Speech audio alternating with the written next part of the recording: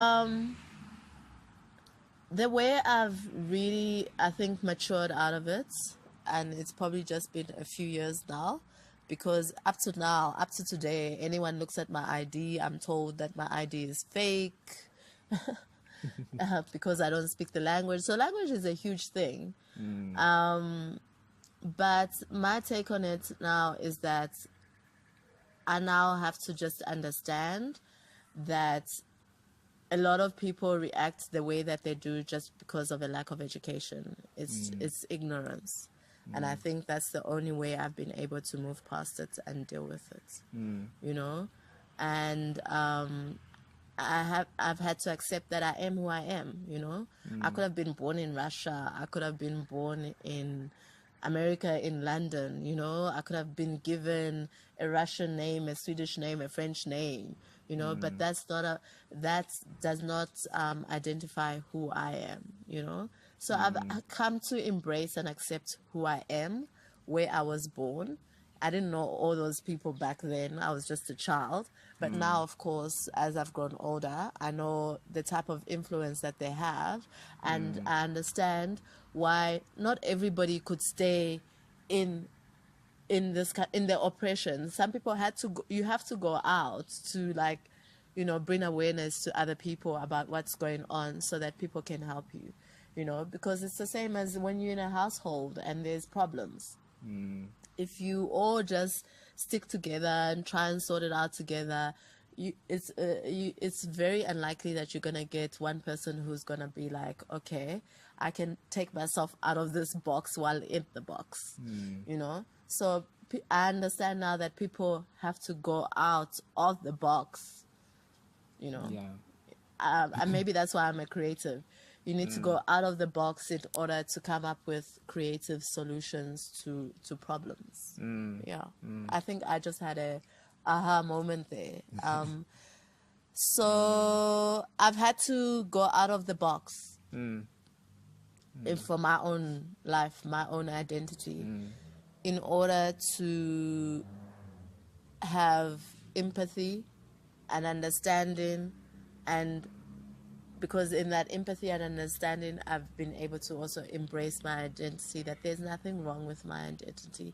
I was born at such and such a time. You know, the people who were born in 76, that was their time to be born and to do what they did. And I was born when I was born. And I think it's quite interesting that I've really taken writing and storytelling seriously, because I have an opportunity to tell stories that people don't know about and that are ignorant about, you know. They really don't feel that they exist because nobody is talking about them, you know. But they're very much an important part of history. I don't know if I've answered your question. More than. All right. So we're going to go into that. You know, you've been in the industry for about 20 years now, you know, and it doesn't matter what industry it is, you know, that type of longevity is not easy, you know. And you have navigated not just being a foreigner, but also being a woman, being a black woman, you know. So, you know, that's the next thing that I'm interested in, you know, to get some insight into, you know, all those different sides of you. How have you dealt with that? What grounding have you now developed that keeps you going? Okay. So it's quite interesting that I've been in television and film now for 20 years. When I first started working, I'm 36 now, I'm going to be 37 this year. When I first started working, I was 16. And I remember it was during the holidays, and I wanted a part-time job, you know, because of the situation at home. I wanted to make my own, you know, pocket money and that kind of thing. So I started out as a waitress at Wimpy when it was Wimpy when Bright Commons was still called the waterfront. So it was a week, I think, I did that job for. And soon after, when I went back to school, when I was around, I think I must have been 16 to 17, a casting director came to the school and she was auditioning for a kids program called Kids Can. Now, I was the shyest kid, so she gathered all of us around, you know. I was in Hyde Park High at the time, and I was like, oh, okay. I figured that this woman was looking for somebody to be on TV, you know, for presenters to be on TV. But I felt really like the shyest kid out of the whole crowd. So I wasn't the one like lifted my hand up on some like, me, pick me. She, out of the whole crowd, she picked a few kids and she just picked me. And I was like, what? What am I going to do? I don't have dreams of being on TV. Like, what is this all about? So that's how she picked me. I went for the audition to be the presenter, and I was picked. I think we were about like less than 10. Can't remember how many we were. So there was from another school, Red Hill, and from my school, I think there were like 2 of us from my school, or 3 of us from my school. So that's how I started this job. I started presenting, but I really sucked at the acting inserts, you know. But when it came to the presenting and the journalism and interviewing people, something inside me just like, ooh, lit, you know. I was very passionate about that, like talking and asking questions. So one day we had a guest that came, and we were interviewing him in a garden like this. And I was like, yeah, so it's all great that you've said what you have said, but what about the kids in disadvantaged areas? And I don't even know how that came up. I don't even know. I didn't live in a disadvantaged area, but somehow it came up. These were the thoughts that were going through the 16-year-old, 17-year-old's mind. And then afterwards, the producers were like, we really like her, you know? And they were like, we're going to have her doing more of that journalist stuff, you know? And then when I would do the inserts, I remember the one time we did a Halloween insert and I had to pretend that I was scared. So they locked me up in the cupboard and they were like, when we open the cupboard, you're going to act really scared. But really, they never really got much out of me, but they would just shoot, you know. So it was adamant that already there was something brewing there. So from there on, I got an agent, and then I started going for, like I would be a featured extra in commercials. And then I took a gap year and I went to London. And then while I was on a gap year in London I have family there, I was on Oxford Street, like a movie, really. I was on Oxford Street about to meet my now ex-boyfriend. He just come in from South Africa to come and see me. And as we're about to meet, a television crew just comes, zoom into me. And I'm like, okay, we're on the streets, like, what's going on? Why specifically me? And they were like, hi, would you like to be an audience for a show? And I was like, okay, sure. And he's like, okay, fill in a form, da, da, da, da. So I filled in the form and left my details and left and went to go meet.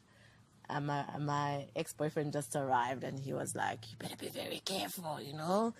And I was like, no, man, they just want audience for a show.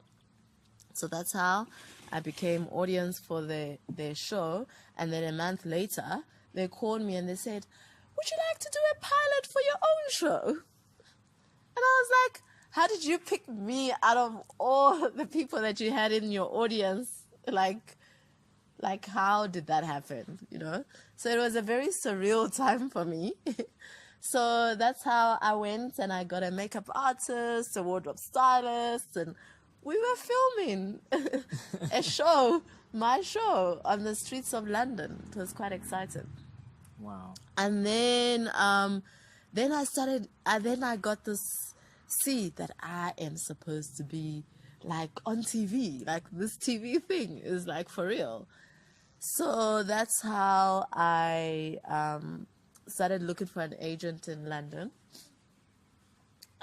But then I decided, because I was like, I'm short like Victoria Beckham and I'm skinny like Victoria Beckham.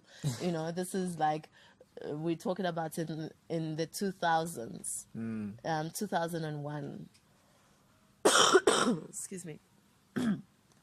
So that's how I started fishing in London for an agent. But I mean, I was a visitor. I was on a South African visa. Then South Africans, you could get 6 months visa at the airport when you arrived, and you could get another 6 months, you know.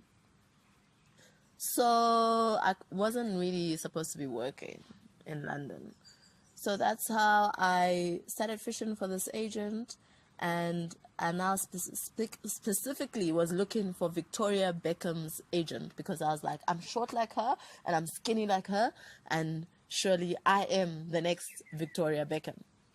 So I finally found it. I walked in there and I'm like, hello everybody, I am the next Victoria Beckham, sign me up. And they all looked at me and they were like, no, you're not.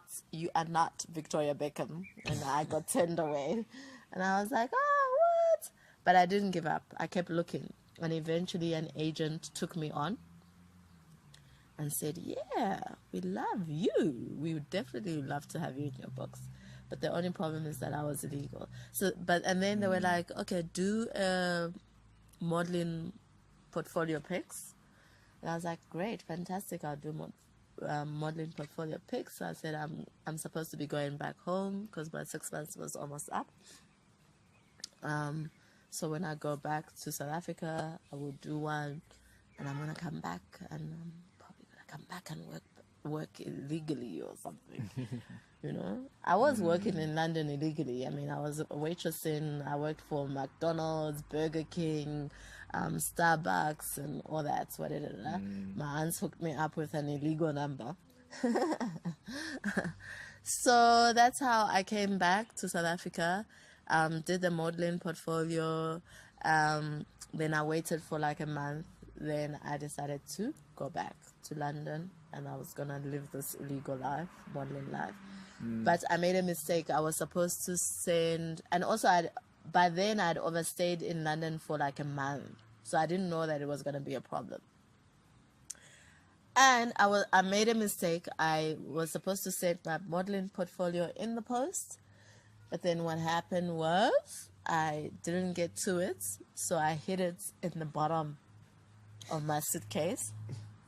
You know, my suitcase had a zip at the bottom, so I hid it there, and I thought I would get away with it.